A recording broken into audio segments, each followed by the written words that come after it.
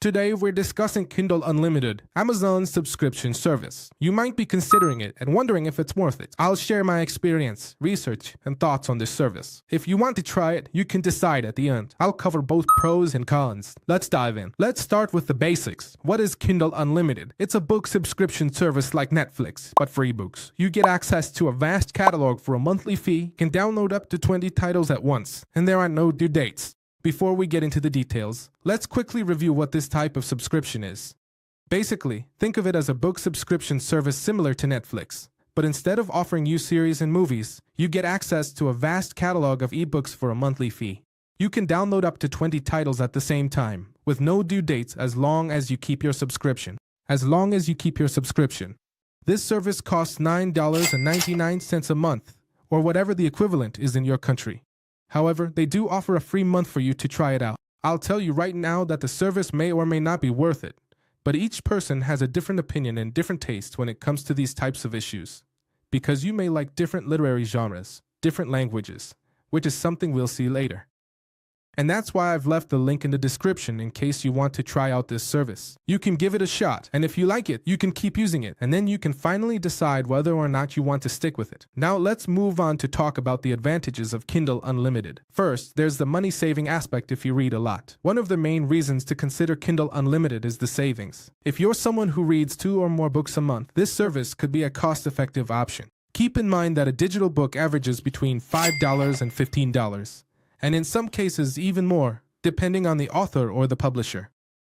Now, for just $9.99 a month or the equivalent in your country, you can read as many books as you want within the limits of the service. For example, if you read 4 books a month, you'd be paying about $2.50 for each one. Compared to buying digital or physical books, this represents a significant savings. But what if you're not a reader? This is where Kindle Unlimited loses some of its appeal, and we'll explore that further later.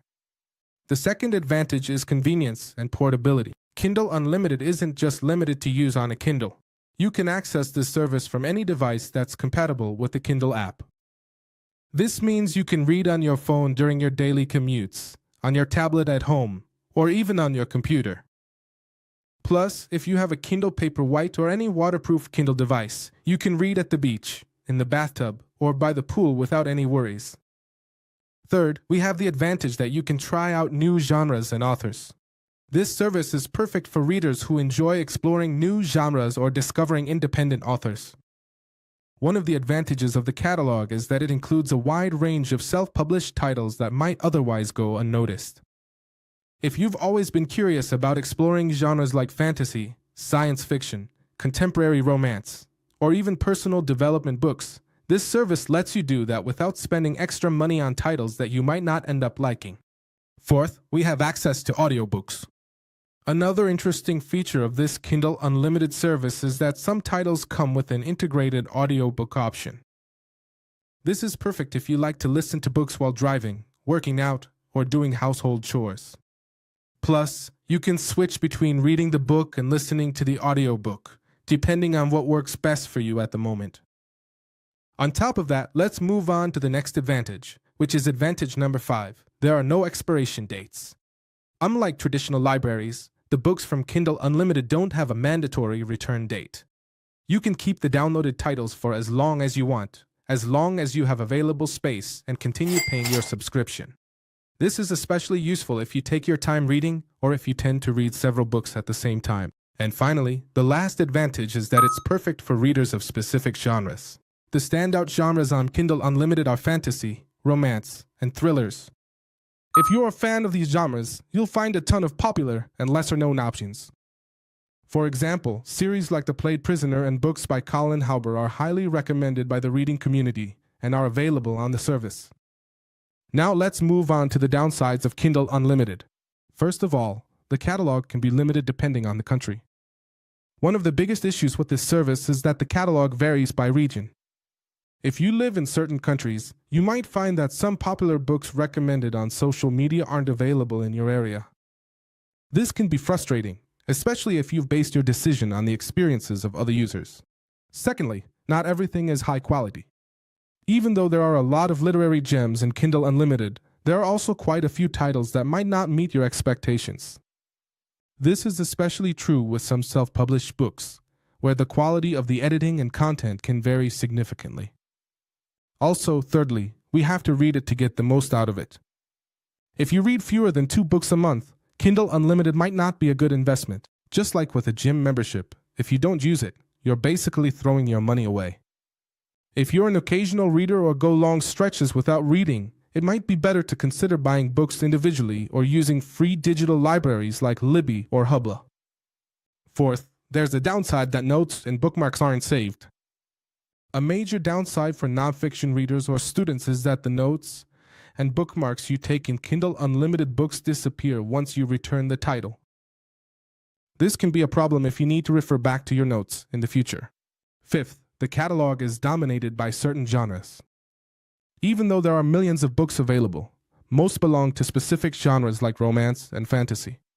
If your literary interests lean more towards historical fiction, poetry, or essays, the selection might seem limited to you.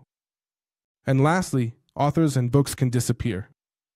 It is common for books by self-published authors to be removed from the catalog if they secure traditional publishing contracts. This means you could lose access to certain titles if you don't read them in time.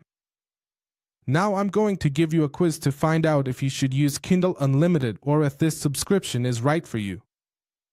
Get ready to answer, but first I have to tell you that regardless of whether the answer to these questions is yes or no, I still recommend giving it a shot. After all, the first month is free, so you can try it out. If you don't like it, no big deal, just ditch it and you're done. You won't pay for it again.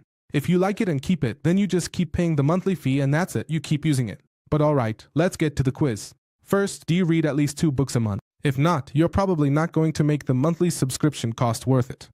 Second, do you enjoy genres like fantasy, romance, or thrillers?